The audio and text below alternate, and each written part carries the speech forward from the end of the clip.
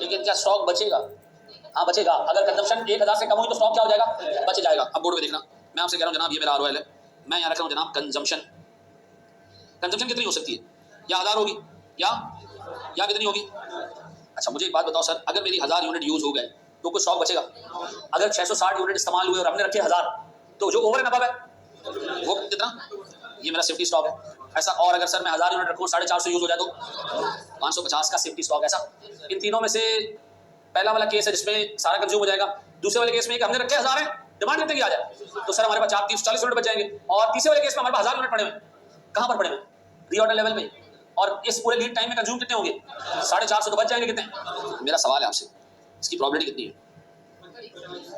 एक भी यूनिट ना बचे इसकी प्रोबेबिलिटी 30% है, 50%। और ये बताओ सेफ्टी स्टॉक रखने की कोई होल्डिंग कॉस्ट होती है ना?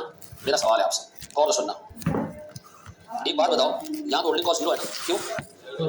एक बात बताओ, आपने अपने पास रखे 1000 यूनिट, कंज्यूम हो गए 660, बाकी बच गए कितने? तो मुझे बताओ मेरे पास साल का कितने रुपए का खर्चा होगा इसको होल्ड करने के ऊपर? एक साल का 100 रुपए holding cost per unit per year, कितना? 34,000।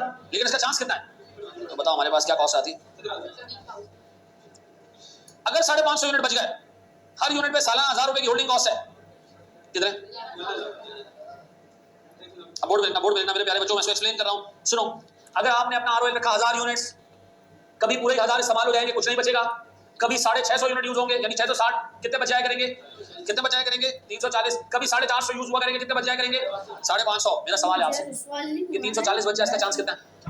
ये 550 बच जाए इसका चांस कितना है? तो मुझे बताओ ऑन एवरेज मेरे पास हर दफा 340 का चांस है 50%, 550 का चांस है 20%, कितना आता है ये? और ये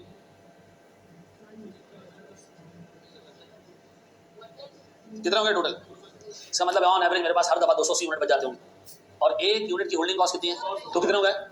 इसका मतलब है अगर आपने ये डिसाइड कर लिया कि आप 1000 यूनिट अपने पास रख के सप्लायर को कॉल करेंगे ना, तो आपके पास कभी भी स्टॉक आउट नहीं है।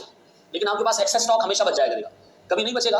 कभी बचेगा 340, कभी बचेगा 550। और ऑन एवरेज आपके पास पूरे साल की होल्डिंग कॉस्ट आएगी कितने की? 28,000 रुपए की। इसका मतलब है आपने अगर अपना आरओएल 1000 यूनिट रखा, तो इसका मतलब आप दिमाग बना के बैठ गए हो कि आपको 28,000 यूनिट का होल्डिंग कॉस्ट साल का। इस केस में स्टॉक आउट होगा कि 1000 यूनिट की डिमांड हो 660 कंज्यूम हो जाए? नहीं। क्या इस केस में स्टॉक आउट होगा? नहीं। कोई स्टॉक आउट की कॉस्ट आएगी? नहीं।